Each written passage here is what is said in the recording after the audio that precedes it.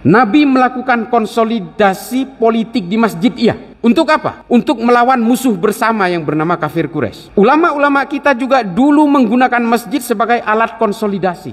Untuk apa? Untuk melawan penjajah Belanda. Hari ini apa? Kita diminta datang ke masjid mendengarkan ceramah politisi untuk melawan musuhnya sendiri, bukan musuh kita semua. Kita dipaksa diajak untuk ikut berperang melawan musuhnya dia. Ini bedanya. Nabi enggak. Nabi menghimpun orang di Madinah, di masjid. Kita harus konsolidasi, kita harus menggali parit dalam perang Khandaq dan sebagainya, mengatur strategi. Kenapa? Ini musuh negara ini, namanya kafir Quraisy. Musuh bersama, common enemy. Maka rapatnya semua di masjid.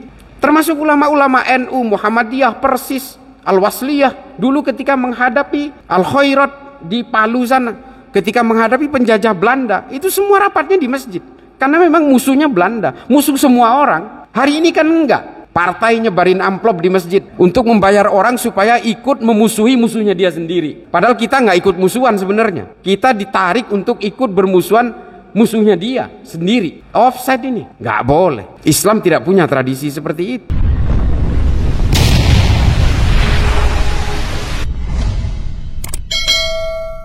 Satu-satunya kelompok yang selalu menyeret paksa persoalan politik terhadap ranah keimanan ini namanya kelompok Khawarij. Jadi hari ini kemudian ada beberapa ulama, beberapa ustadz yang mengatakan bahwa orang Islam wajib menegakkan khilafah. Kalau wajib itu sudah namanya sudah harus, Pak.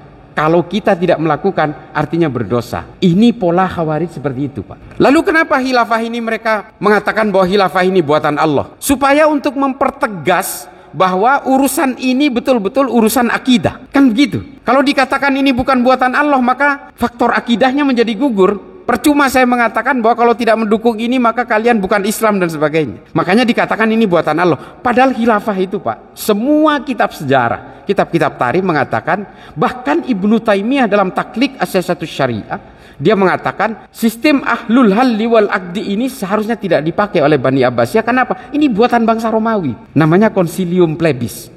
Dipakai oleh bangsa Romawi ketika menguasai kekaisaran Bizantium. Sistem syuro yang dipakai oleh pada zaman ketika menentukan Sayyidina Abu Bakar ini sudah dilakukan oleh bangsa Romawi sekitar 1200 tahun sebelum Islam pakai ini. Namanya Respublika Romana. Sama, Pak, cuma ini versi Islam aja. Artinya apa? Ini buatan manusia. Kalau kata Ibnu Khaldun dalam Al-Muqaddimah dikatakan Allah itu sudah nggak ada perlu politik-politikan itu. Karena Allah ini sudah menciptakan alam semesta. Dan Allah yang memiliki alam semesta.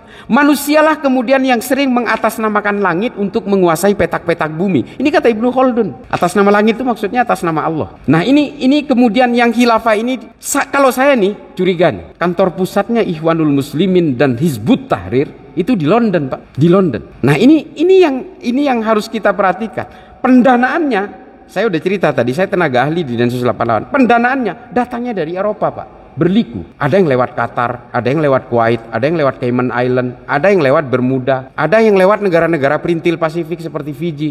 Berliku, Pak, masuknya ke sini. Ada yang masuk lewat Boyolali, ada yang masuk lewat Tegal Gundil di Bogor, BNI cabang Bogor.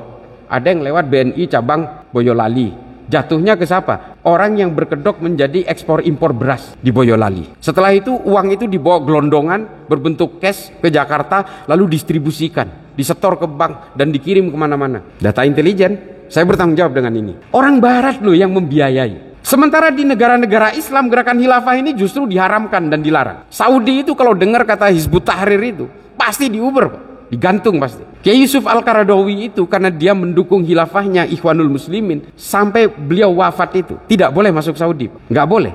Haji umroh nggak boleh, di-ban. Dan ulama-ulama Saudi yang mendukung khilafah ini ditangkap-tangkepin, termasuk Salman Audah, dipancung. Coba bayangin. Ini kan sebenarnya produk-produk Barat yang berusaha untuk dialirkan ke negara-negara Muslim untuk memecah belah kita. ISIS difabrikasi siapa? Arab, Pak. Barat. Al-Qaeda yang nyiptaan siapa? Hillary Clinton udah ngomong, ini buatan Amerika kok. Tapi kemudian orang Indonesia banyak yang terpengaruh dan kemudian karena faktor, ya mohon maaf, karena tidak peka, tidak sadar bahwa kita ini semua dijadikan boneka-boneka politik untuk dibenturkan satu sama lain. Termasuk gerakan khilafah ini kan supaya kita mundur ke 300 ke 600 tahun yang lalu. Sementara mereka ingin menguasai masa depan. Udah mikirin kita bikin pemukiman di Mars. Kan begitu. Dan kita hari ini betul-betul sedang bertarung dengan itu. Saya sering dituding liberal itu saya bahkan dianggap sebagai orang yang memecah belah Islam. Wallahi wa nabi, tidak ada saya keinginan itu. Saya bahkan katanya dibiayai barat. Enggak Pak, saya ingin mengembalikan kejayaan Islam ini dengan ilmu pengetahuan. Saya sampai hari ini baca kitab termasuk buku-buku 1000 halaman Pak per bulan, 250 halaman per minggu. Dan saya ingin memberikan semua ini kepada umat. Saya cari duit, saya nggak pernah nih ada ajudan saya nggak pernah mau nerima duit Pak. Dikasih honor, nggak pernah mau saya. Mau disewain hotel, nggak pernah mau. Disumbang bensin, nggak mau. Siapa yang membayar saya? Yang biayai? Yang membiayai Mabes Polri Pak, negara Pak. Karena saya tidak mau orang Islam ini selalu menjadi korban penangkapan yang kemudian ketika kita sadarkan itu betul-betul harus bergulat dengan itu. Sementara penyakitnya hanya satu, Wahabi. Penyakitnya itu aja. Nah kemudian Nabi juga pernah melakukan berbagai konsolidasi politik di masjid. Nabi melakukan konsolidasi politik di masjid, iya. Untuk apa? Untuk melawan musuh bersama yang bernama kafir Quraisy. Ulama-ulama kita juga dulu menggunakan masjid sebagai alat konsolidasi. Untuk apa? Untuk melawan penjajah Belanda. Musuh bersama seluruh satu bangsa. Musuh bersama musuhnya satu Madinah. Hari ini apa? Kita diminta datang ke masjid mendengarkan ceramah politisi untuk melawan musuhnya sendiri, bukan musuh kita semua. Kita dipaksa diajak untuk ikut berperang melawan musuhnya dia. Ini bedanya. Nabi enggak. Nabi menghimpun orang di Madinah di masjid. Kita harus konsolidasi, kita harus menggali parit dalam perang Khandaq dan sebagainya, mengatur strategi. Karena apa? Ini musuh negara ini, namanya kafir Quraisy. Musuh bersama, common enemy. Maka rapatnya semua di masjid. Termasuk ulama-ulama NU, Muhammadiyah, Persis, Al-Wasliyah dulu ketika menghadapi Al-Khairat di Palu sana, ketika menghadapi penjajah Belanda, itu semua rapatnya di masjid. Karena memang musuhnya Belanda, musuh semua orang. Hari ini kan enggak. Partai nyebarin amplop di masjid untuk membayar orang supaya ikut memusuhi musuhnya dia sendiri. Padahal kita nggak ikut musuhan sebenarnya. Kita ditarik untuk ikut bermusuhan musuhnya dia sendiri. Offside ini nggak boleh. Islam tidak punya tradisi seperti itu. Oh, kalau kita kemudian diserang oleh bangsa lain, mari kita rapat di masjid. Kita angkat pedang dari masjid, angkat senjata dari masjid, boleh Pak. Orang-orang Palestina itu rapatnya kebanyakan memang di masjid, di daerah Nablus, dari Ramallah, di tepi Gaza, di tepi barat, di Gaza. Memang semua konsolidasinya di masjid, karena musuhnya musuh bersama. Mau orang yang di tepi barat atau yang di Gaza, itu musuhnya Israel semua. Bahkan orang Syiah, Hezbollah yang ada di Lebanon pun memusuhi Israel juga, karena memang musuh bersama Israel ini, Zionis ini. Boleh menggunakan masjid. Nah persoalannya politik-politik kita hari ini kan semuanya itu atas nama partai. Ayo kita musuh. Partainya siapa? Ya partainya lawan partai saya gitu.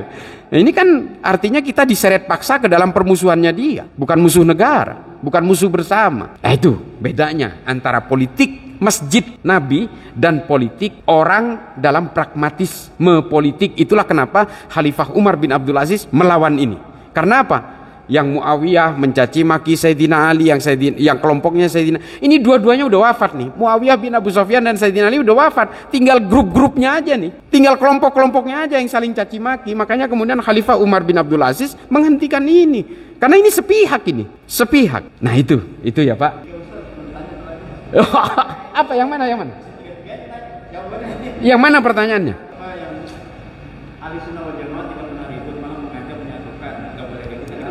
Oh iya, yang jadi gini.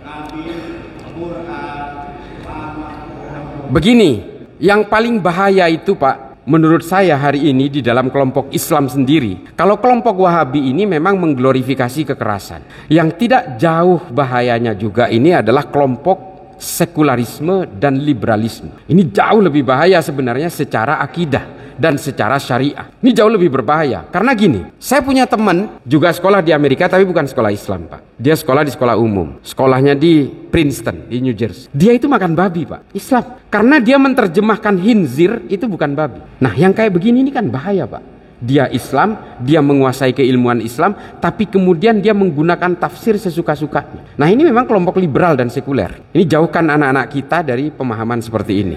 Naudzubillahi min dzalik, kita kalau kemudian menjadi orang-orang seperti ini yang punya pemahaman-pemahaman yang keluar dari maqasidus syariah, nggak boleh. Ini bahaya. Dan termasuk juga yang menghalalkan LGBT dan bukan menghalalkan, yang permisi terhadap LGBT segala macam. Kita tolak itu. Gak ada pintu untuk LGBT di dalam Islam. Saya Pak, meskipun lulusan Amerika tidak setuju dengan ini. Menghargai keberadaan mereka iya, tapi jangan kemudian ini dilegalkan atas nama agama atau dengan undang-undang negara. Gak boleh Pak. Rusia aja yang kayak gitu mengilegalkan kelompok ini. Gak boleh Pak. Saya juga gak setuju itu. Ini dilegalkan, apalagi ada pernikahan sejenis yang harus dilegalkan. Saya gak setuju sama sekali. Saya pernikahan beda agama aja, kalau kemudian laki-lakinya ini non muslim, saya gak setuju. Saya tetap berpegangan kepada itu. Tetap berpegang kepada konsep pernikahan ahlul kitabnya Nabi. Nah, ini kelompok-kelompok liberal sekuler ini buat saya terus terang harus dihindari.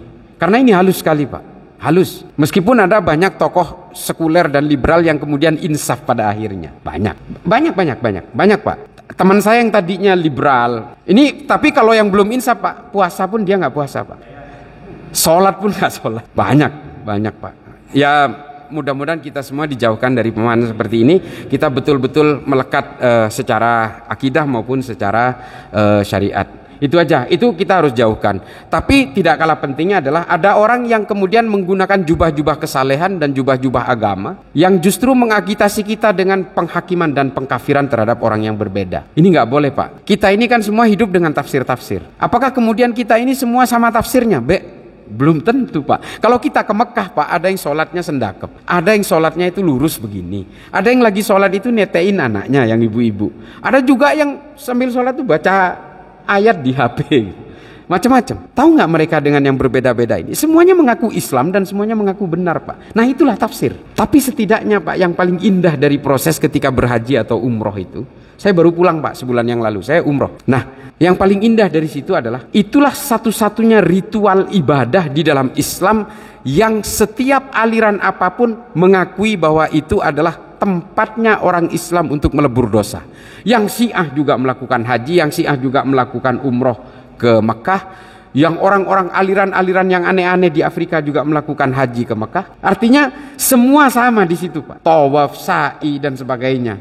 Mereka melakukan perenungan ketika mabit dan juga sama-sama sepakat untuk melawan kejahatan ketika di Jamarot, ketika kita jumroh. Itu semua sepakat, nggak ada dispute Pak, nggak ada perdebatan di situ. Semua aliran, semua tafsir, semua madhab, semua sepakat. Itulah satu-satunya. Nah artinya apa? Di tempat pusat epicentrum kosmik bumi yang bernama Ka'bah inilah kemudian semua orang yang berbeda dalam tafsir apapun kemudian harus melebur di situ untuk tetap menyembah kepada Allah menurut dengan koordinatnya masing-masing. Orang Islam ini kan semua kan beda-beda Pak. Nggak usah urusan jauh soal ibadah lah.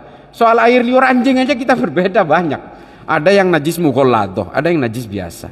Jadi perbedaan-perbedaan dalam tafsir ini tidak bisa dihindari. Tapi semua kemudian sepakat bahwa kita semua menyembah kepada Ka'bah arahnya. Kita nggak menyembah Ka'bah, tapi ini adalah medium sebagai epicentrum kosmik. Semua sepakat. Orang Islam di seluruh dunia itu menyembahnya, arah menyembahnya itu ke Ka'bah sebagai mediumnya di situ. Karena ini adalah pusat kosmik. Nah itu ya Pak.